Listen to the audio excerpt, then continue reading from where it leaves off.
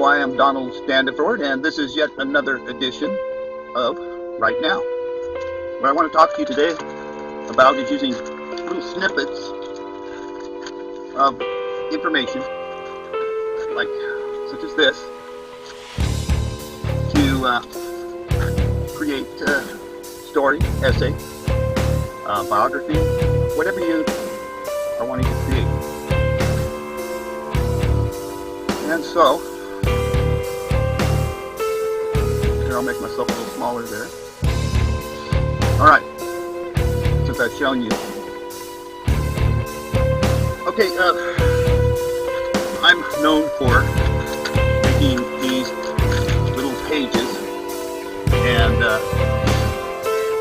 it's an easy way to stop your writing from having too much continuity. If you have writing that is really just a continuous flow, and it goes in one direction, and you get into a mindset where you really can't focus on anything but what's ahead of you, and then in the second draft you do the same thing, you get into that same mindset, and if you do any more drafts after that, then it's the same thing.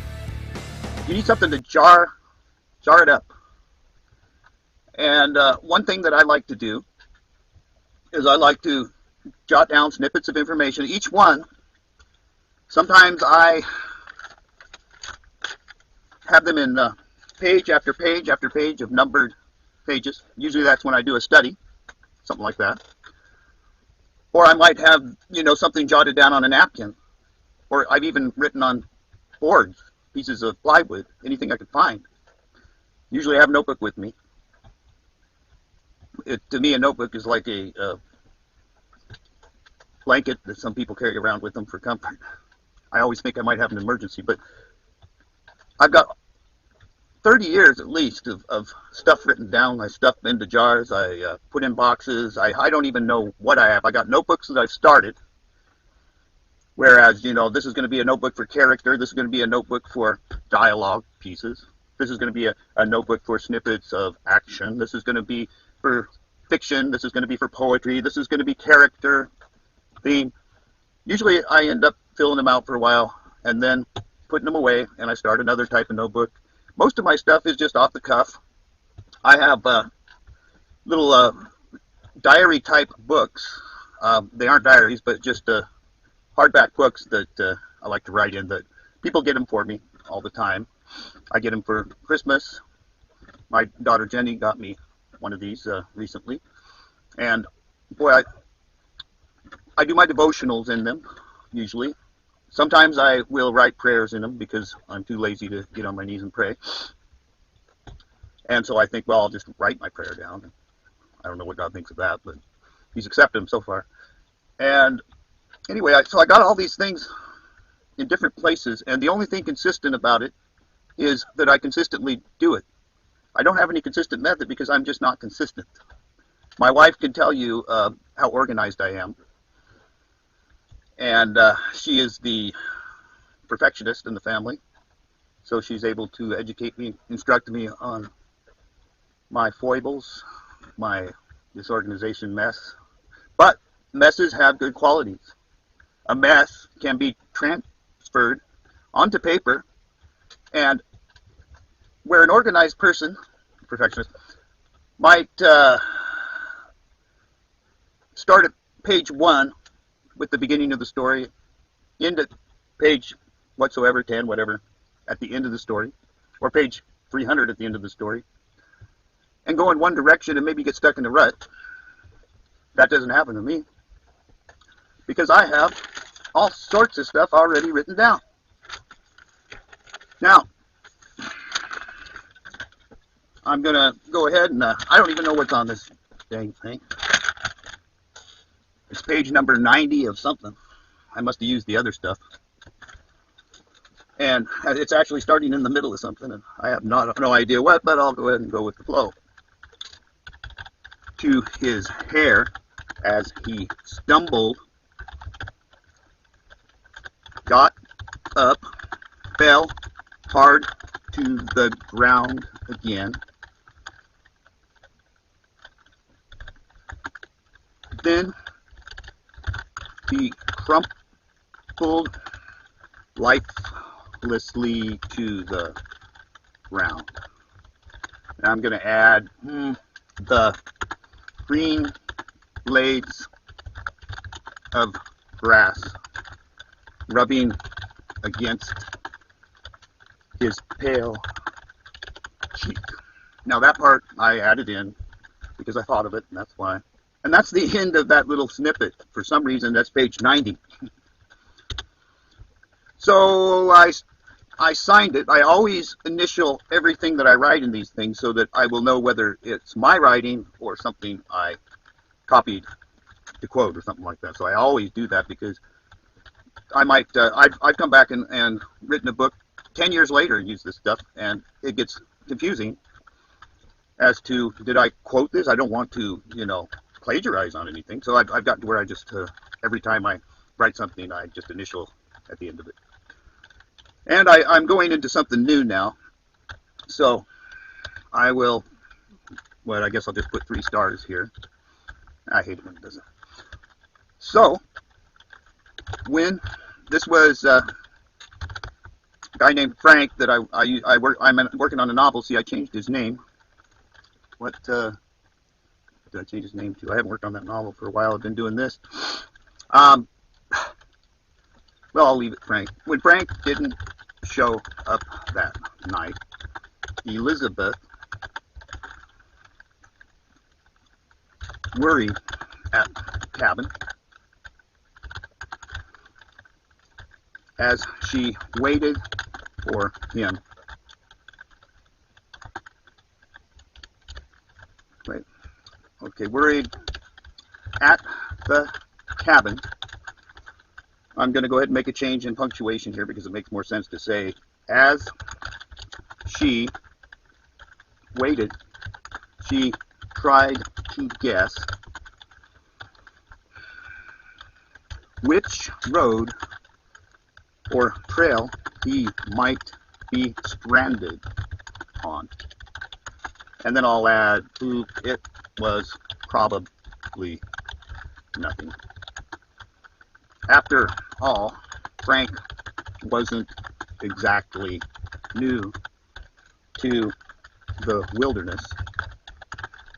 He had spent several months with his brother Carl traipsing through the Rockies mountains. Only recently, well, he'd better have his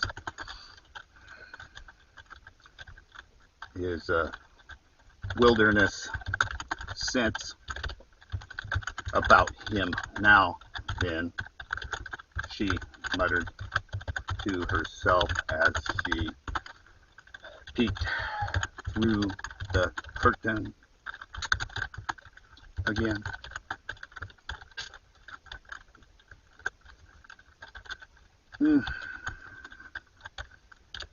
Then she broke down, plopped onto the overstuffed red couch she had lain upon with so many men before. She's a hooker, but she's fallen in love and now she doesn't hook anymore.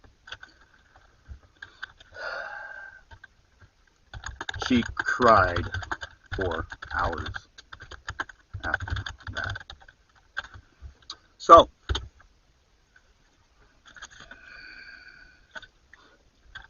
Elizabeth, I'm back on what I just wrote was this last little paragraph was off the top of my head, because usually these little snippets will get you going and you just continue with it. They're like little pieces of little mounds of dirt that you plant seeds in and come back later and they grow. Elizabeth had no idea that Frank had earlier that day gone to the sheriff's office in Mountain Creek to file a complaint. And there I'm turning the paper over. I usually draw a line through it or something when I'm done. To file a complaint against Harold Hadwin. She hated to commit herself to one direction or another direction. Frank might be coming in any time, and she wanted to be ready, whether angry or relieved. She had no idea which she would be when he returned home. She's an insecure lady, I guess.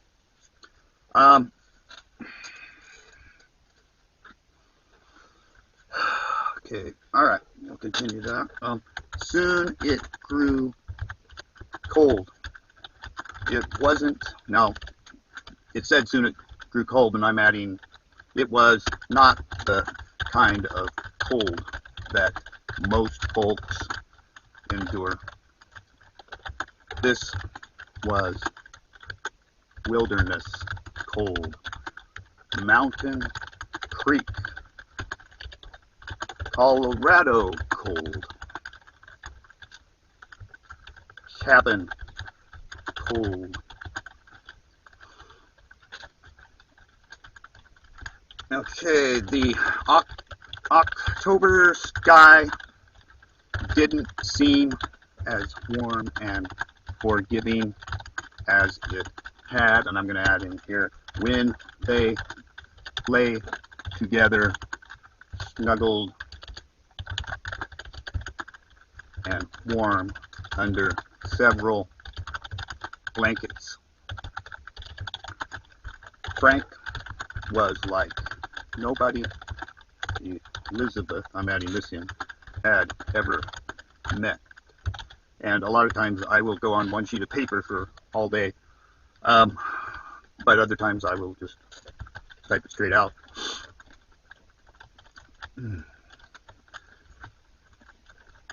Okay, I go back. The October sky didn't seem as warm and forgiving as it had. Okay.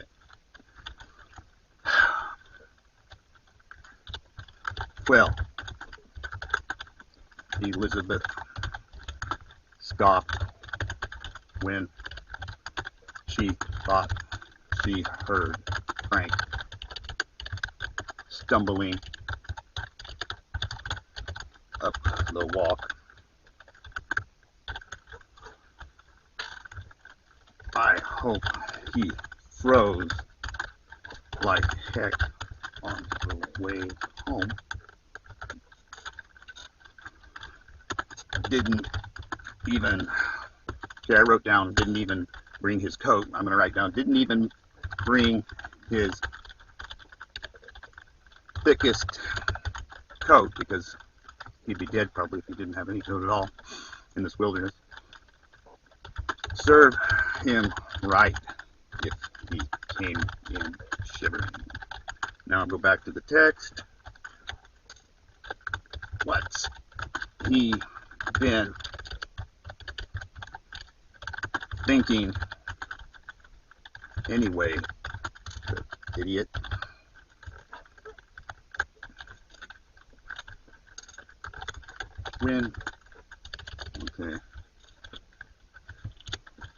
When Elizabeth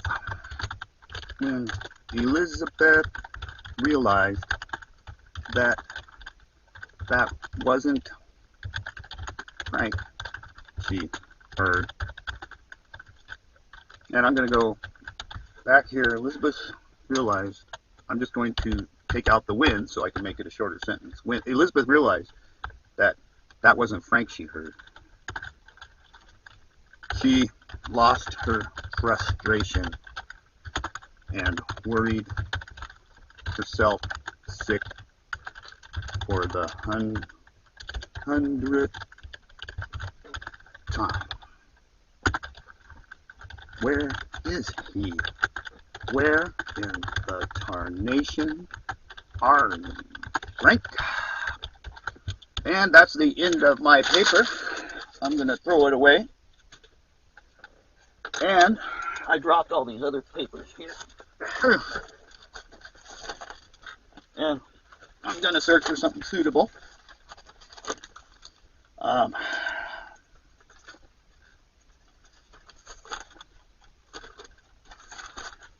Sometimes what's suitable is something totally different.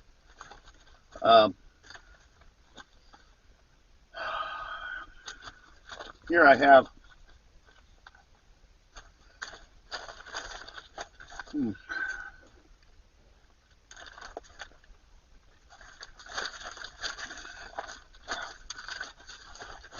okay. Here's something I wrote. I have no idea when I wrote it or why or whatever, but I told myself, oh, this is this is one of my podcast sessions. Usually it's a bunch of other stuff has to do with fiction, but even a podcast can be used. And I wrote down concerning prophecy. God has, now I'm going to go ahead and see if I initialed this so that I know that I'm not doing a Bible study copy or something.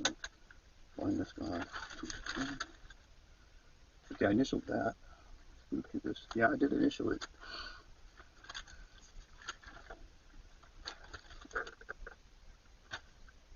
Okay, this is concerning a Trump prophecy. God has said, there will be no more corruption in the White House. I believe God, not in the fallible humans I see and wonder about every day. Now I added that, not in the fallible humans, and then I added I see and wonder about every day, because it just comes to you as you write it. This is a prophecy I'm quoting from Kim Clement, who predicted that Trump would become president. And he said there shall be no more corruption in the White House, and that Trump would take down the giant of socialism. Now, the other story that I'm working on takes place in the 1930s Depression era in the Rocky Mountain wilderness, so I'm going to have to adjust this prophecy a little bit. And it says, in 2007, a church prophet called out Trump by his last name as the next president after Obama. So I'm going to change it to just a couple of years ago, a prophet that Carl would have called a holy man of wisdom and stature, had come to the city, I'm not sure which city it'll be, with a very firm prediction. Now, this is about Trump, but what it is it is a slice of life is what it is. Carl is a Christian. Frank is an atheist, so that was a bunch of baloney, of course. These prophets only stopped by to pass the collection plate around And once they had their money, like a hawk with a, I'll try to use the Rocky Mountain metaphor, like a hawk with a fresh kill rodent in its mouth, or maybe I should say mouse. I would say mouse, but I'm not sure if a hawk would bother with the mouse or not.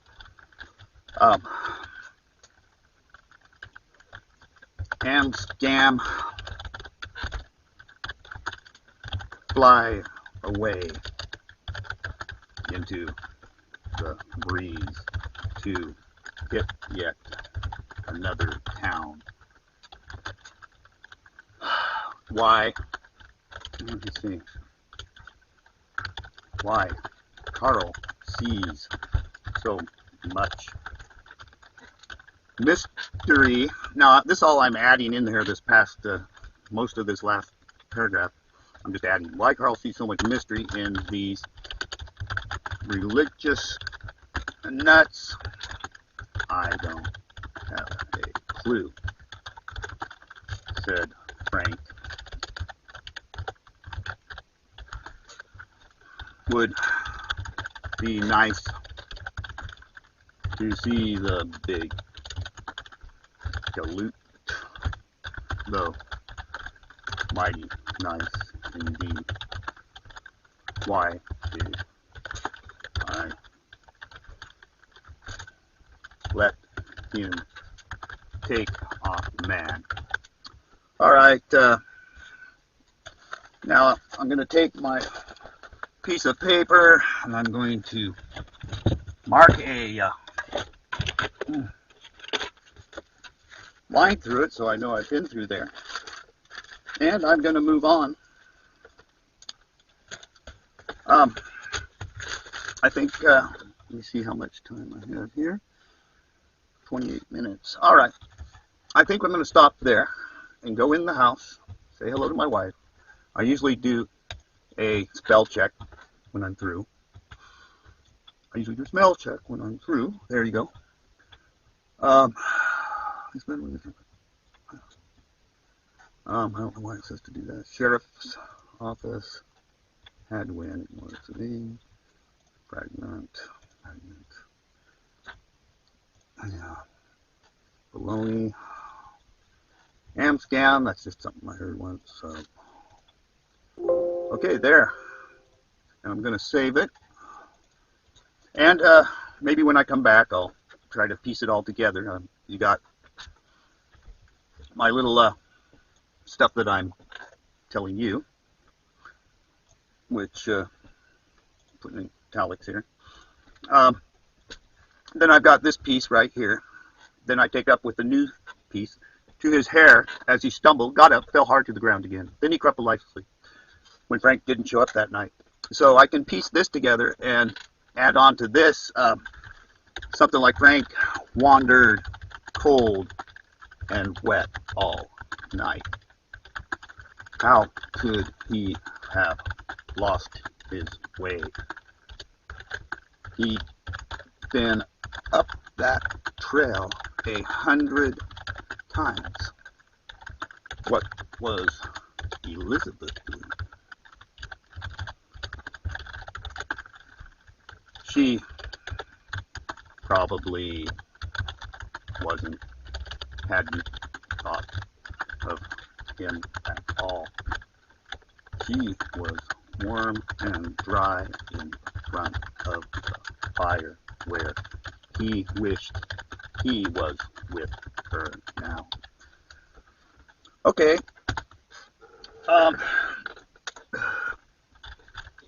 He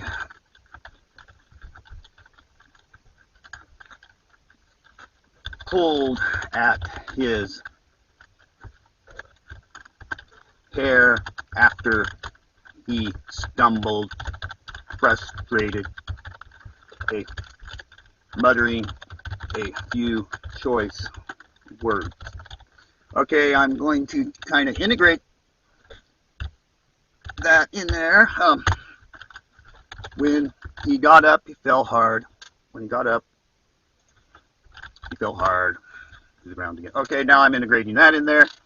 And then I'm switching to Elizabeth. And then I'm switching to concerning prophecy. God has said there will be no more corruption in the White House. I'll integrate that in there. Maybe that's something that, well, that is something Frank. So Frank had much to think of as he stumbled home. His mind turned to the weirdest subject. For some reason, he couldn't get that fireside chat he had with Carl months before. Why did it loom up so huge in his mind? He could remember almost every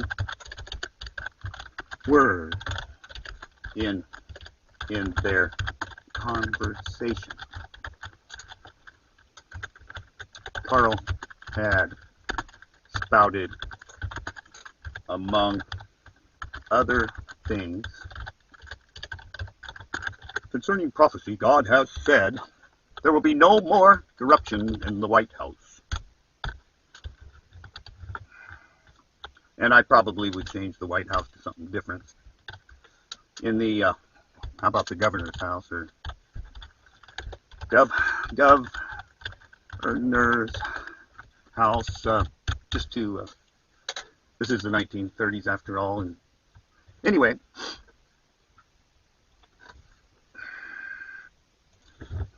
So that was something Carl said, so I'll start a new line there. There, now we have not a seamless piece of writing, but we've got continuity that has a little bit of surprise in it that you might not have gotten if you would have just jumped in and started writing from your mind. Because each of these little snippets takes you in a different direction, and you have to pull it back into a direction that that you can use for your story and find a common line. And when you write down your snippets, it could be actions, little action scenes. It can be dialogue. It can be any type of narrative.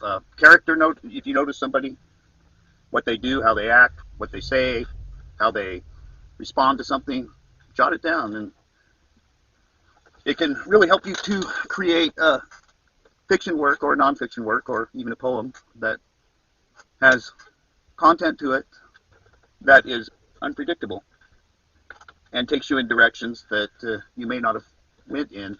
And it also gives you a grounding, because when you write these things down, you're having a little epiphany each time, or you wouldn't be writing it down.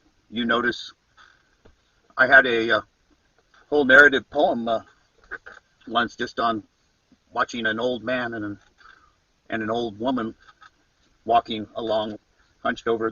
They looked like question marks, and I wrote down a couple of things about what they were saying, and it launched off into a chapter for a book. But each time you stumble across one of these little pieces of writing, randomly even, I could write a novel just randomly picking stuff out. It gives you a chance to change up a little bit your writing. And instead of looking for ways to surprise your reader, you're looking for ways now to bring continuity to the writing so your reader doesn't get too surprised. So that's it for today. Thank you for watching, and have fun with your writing, because that's what writing is for. My books you can find on Amazon.com. My name is Donald Standiford, and they're pretty good priced. And I have a narrator named Dan Carringer who does a really good job on the Audible books. I would recommend the Audible books. Now, have a nice day.